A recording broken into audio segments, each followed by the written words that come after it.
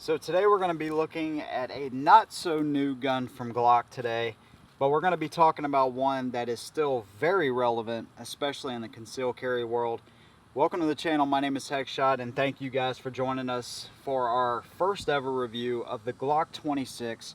No, we are not the first ones to review it. No, we are not even close to the first ones to review it. No, this is not a new gun that we're reviewing.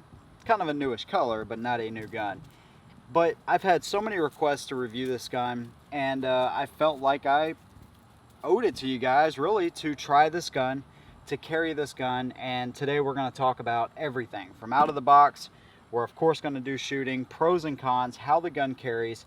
We're going to compare it a little bit to other options out there. And what we're really going to focus on is the Glock 26 still a relevant concealed carry gun after 22 years that this gun has been out? So let's go ahead and get into it. Of course, we're going to talk about features and all that kind of stuff as well. When you order one of these, there's plenty of color options out there. I went with the newish battlefield green that they have. This is a Gen 4, of course, so you're going to get 3 magazines. These are 10-round magazines right there. You're going to get your interchangeable back straps with your little punch. Your little assist loader right there, a little plastic deal, brush, all the standard kind of stuff that you'll get with a Glock. Let's go ahead and pull this out here, and we will look at it a little bit closer.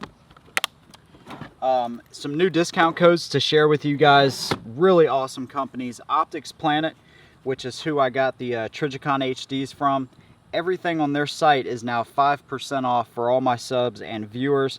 Use the discount code Heckshot87, and shootsteel.com, 10% off of everything on their site. Use the code Heckshot87, along with the other discount codes you already get. My viewers, my subscribers, 2 more awesome companies. Go over there, save yourself some money. Hopefully you guys will enjoy those discounts. All right, so the Glock 26. What's up with this gun? Why is this gun such a big deal and has been for so long? Well, let's go ahead and talk about the features. Starting at the front of the gun, obviously there's no spot for a rail right here, okay? So on the 26 or the 27, which is the same size gun, just in 40, no spot for the rail. Up here you have a squared off trigger guard. It's slightly serrated right there, okay? So if you do something like that, you will probably like that setup.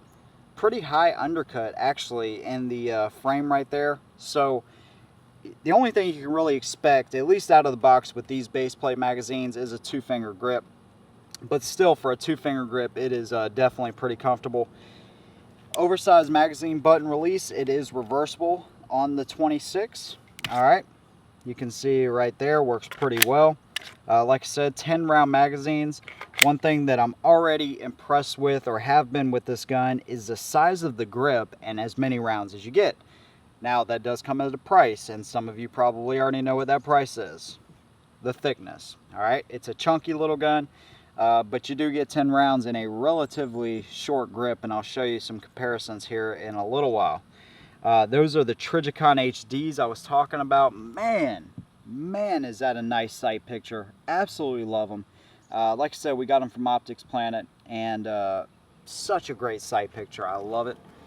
Coming to the other side, your slide stop is not ambi, so lefties, you know, I don't know if that would bug you or not. Most left-handed shooters that we talk to say they just kind of get used to the controls being on this side anyways. But you can reverse your magazine release, so that is something. And you do have your pin back here, so if you want to slide those interchangeable back straps up and in, and have the one with the beaver tail or whatever, you just punch that pin out with the tool they give you, or a Glock tool, and there you go. You have the rough textured finish right here. Okay, so it's actually pretty grippy in the hand. So as far as this gun slipping out of your hand while you're shooting, shouldn't be a problem with that. And of course your infamous Glock hump back here in the back. Slide serration's pretty standard there.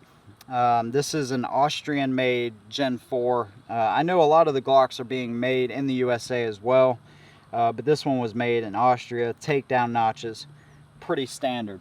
Let's go ahead and talk about the specs here really quick. Don't want to bore you guys too much with this, but we always do this. 6.4 inches in overall length, 4.1 inches in overall height. Width is 1.1 inches. All right, so a little over an inch wide. 3.4 inch barrel. All right, so you have a pretty decent barrel on this size of gun, and 21.7 ounces unloaded. So that is a pretty lightweight for this size of gun. The trigger, they estimated around 5.5 pounds. We'll show you the weight and the actual trigger pull after the shooting part of the review. We already showed you the sights. Of course, they're going to come with standard Glock sights out of the box. So the first sights that I tried on these were actually the XS sights right here. Not a fan. Not a fan at all. I know they're not supposed to be like a super precision accurate type of sight. They're supposed to be quick. They're supposed to be for, you know, up and close type of stuff, and I assume, you know, for that they did okay. But I am just more of a 3-dot type of sight person, and these are the ones that I actually got. A lot of people on the Glock 19 review asked us which model we had, so there's your part number if you want to order those sights right there. So went with the XS sights, but I just not a fan at all. One thing about these sights as well, you have a pretty generous shelf back here. They're of course metal, and they're night sights. So if you need to do one-handed manipulations off your belt or whatever, you can definitely do it off of those sights.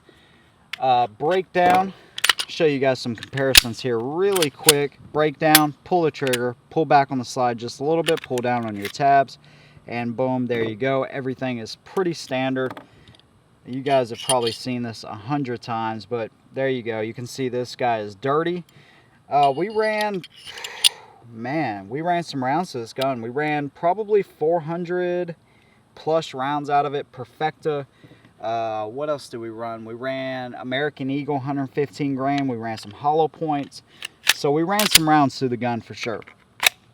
Now, where does this gun fit as far as other concealed carry options? Now, keep in mind, this gun's been out for quite a while. What about the 6-hour P320 subcompact? One of my favorites. In comparison, show you there, you can tell on the SIG it does have a little bit higher of a bore axis, if that means anything to you. As far as width, the SIG actually looks a little bit skinnier to me, but they're just about the same.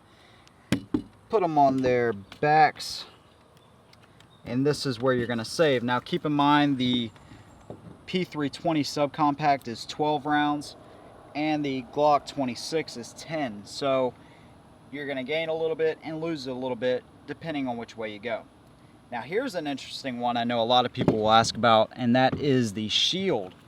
Very popular concealed carry option. 7 rounds in the shield. Of course, it's a single stack, but look at that. Glock 26 is actually shorter with more rounds. Of course, it's thicker, but it's actually shorter than the shield and grip length. Of course, with the type of gun the shield is, you're going to save your money with the shield in the thinness department. But overall, as far as the footprint, they are pretty close besides the thinness. Weight on this guy is about 20 ounces too, so that's something to consider if you're looking at a concealed carry gun. The Glock 26 is actually shorter, and that's what you're going to try to be, you know, hiding. Alright, so we've got the basics out of the way. Let's take this thing to the range, see how it shoots, and we will see you guys in a minute.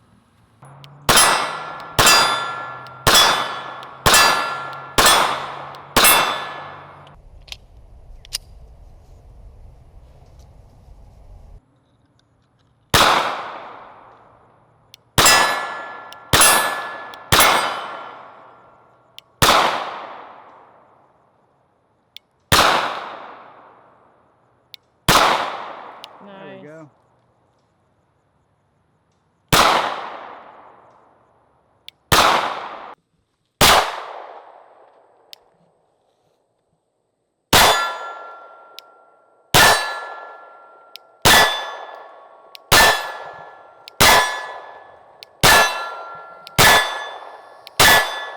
Nice.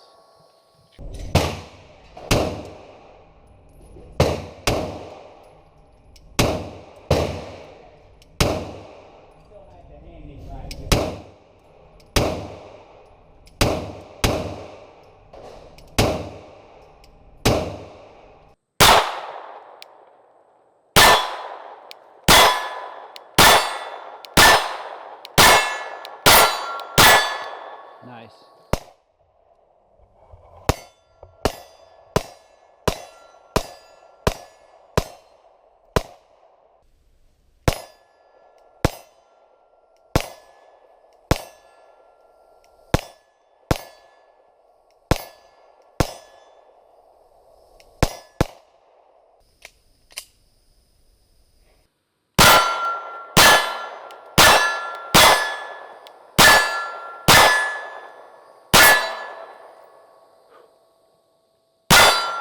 Headshot.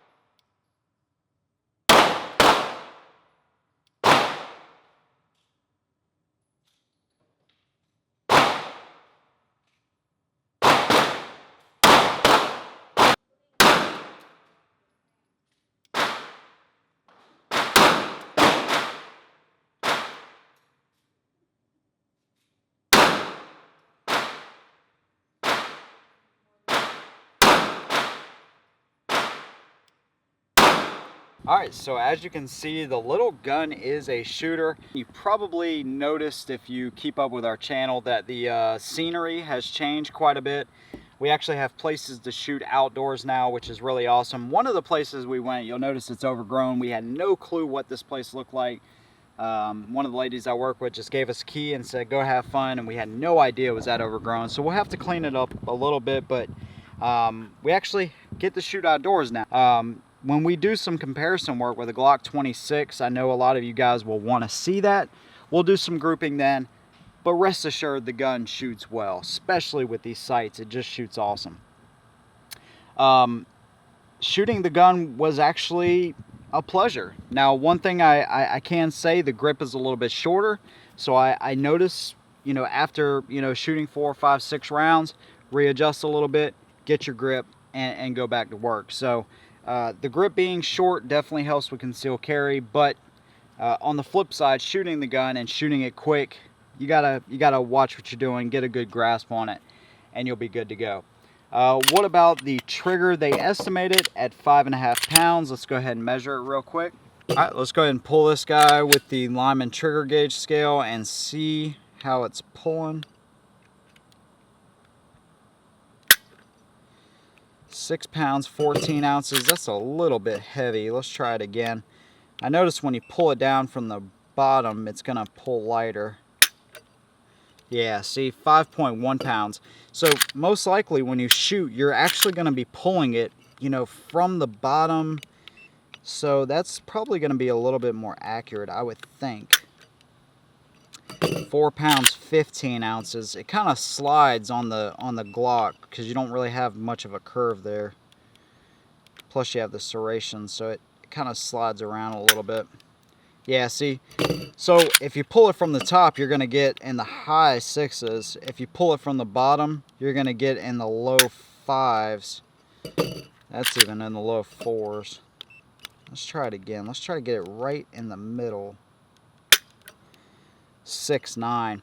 So yeah, it really depends on where you pull it. I know somebody's going to say, oh my God, you don't know how to use that thing, give up. But it's it's just different depending on where you pull it. I'm trying to pull it in line with the barrel, and it pulled at 5.7 again. So 5.5 pounds might be right. I've noticed that with the Glocks. With the Glocks, you really have to pull them from the bottom, and you'll get a lower weight. Anyways, I think that's probably about right. 5.5 to 6 pounds, somewhere in there. All right, so one of the main uses for the Glock 26 is obviously concealed carry. I've been carrying this now for what, a month and a half in the Tolster holster. We recently reviewed this setup again. Awesome setup. And the extra mag in one of the Echo mag carriers. Now, one of the beautiful things about the Glock is it can take the 19 mags, the 17 mags, the 33 round mags, whatever. So awesome interchangeability between the platforms. That's one of the beauties of Glock. So carrying it like this, you know, to be honest with you, it doesn't carry that much different than a shield. I mean, besides the thickness and a little bit more weight, the grip length is actually easier to hide than the shield. Now, it's not a whole lot. Don't get me wrong. I'm not making a case that this is the best concealed carry gun ever, but for its size, it doesn't carry that much different. There is a difference, especially carrying 10 to 12 hours a day, but it's not huge, a huge difference. So very impressed with the way this gun is carrying for sure. All right, so let's go ahead and do pros and cons. We'll start with the pros first. I'll show you the trigger here as well. Amazing size to weight capacity ratio in this gun. I think it really shines in that department. You get 10+1 capacity in a relatively small gun. So very good job there. The trigger is decent. Let me go ahead and show you that real quick. You have a little bit of take up. Of course, you have the dingus and serrations on the face of the trigger. You hit a very defined wall there. A little bit of creep and it breaks. There's your reset. And you're ready to go again. So the trigger is definitely pretty decent in this gun. Another pro for Glock is aftermarket support is going to be fantastic. And this gun is big enough to shoot well at the range, but carry every day comfortably. So it really is still a contender in the concealed carry world for sure. Aftermarket accessories, holsters, whatever you want for a Glock, it's going to be there. Also, your interchangeability between the big brothers, the 15, 17, Glock 33 round mags, whatever you want, you have that interchangeability across the platforms. And also you have the familiarity. You know, if you come from a 19 to this, you're going to be familiar with it. What about the cons of this gun? Because there's cons with every gun. The sights to me suck, and they're an automatic upgrade. Automatic, more money that you have to spend, at least in my situation. I know a lot of people can shoot well with stock Glock sights, but that's not me. And the grip length, although it does really well carrying inside the waistband when you're shooting, I noticed that I was adjusting a little more than what I would like. That's something I've tried to pay attention to as we've gone along, not readjusting so much. But with this gun, it made it a little bit harder, especially when you were kind of trying to shoot a little bit quicker. Not a huge deal, but it, you know, for me it was a con and a good thing in the same way. Probably the biggest con for me is the finish on this gun. I don't know why, but when I got it, I have this spot right here that keeps showing up. I've used holster now for a long time with my shields. None of them have ever scratched up like this whatsoever. So I don't know what's up with the finish. I know they used to use Tenifer, but this is just a funky looking finish. I mean, obviously there's some fingerprints and oils from my hands up here, but I keep getting this spot that just reappears and it's scratching pretty bad. Now, I don't believe in safe queens. I believe this is a tool that should be used, but it's only a month old. So that's why I'm kind of pointing it out, because it's kind of troublesome that it's only a month old and it's already doing that. But it's just one of those things. So is this gun still relevant in the concealed carry world after 22 years of being out? Obviously not this version, but I'd say absolutely. Absolutely. I can see the charm around this gun now. I can really see why people have gravitated to it for so long and for so many years. And really, this was the only option for concealed carry, you know, I should say decent concealed carry, not a huge gun, a smaller subcompact frame. You know, it was the only option for a long time. Now, with as many options that are out on the market, it has a lot of competition, and I still think it holds its weight. So, you know, breakdown, everything is really simple on these guns. They're obviously very reliable. I don't think we had a single issue through 400 rounds. So the gun is super reliable. It's very easy to maintain. Of course, the charm is that you can interchange your mags and all that kind of stuff with the bigger brothers. But if you're looking for one of the lightest double stack compacts on the market, Get yourself a good holster and a gun belt, obviously, but one that is almost as easy to carry as a shield. I think this may be your ticket. As far as uses for it, concealed carry, number one. Range, I would say yeah.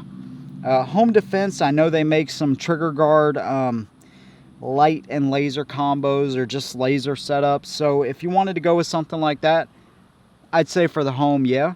I typically want to go with a full-size gun for inside the house, maybe a you know, a 45 or something like that, but you could do it inside the home if you can get a light setup, or you know, at least a laser. So there you go, man. Glock 26 battlefield green, that's one thing I didn't mention.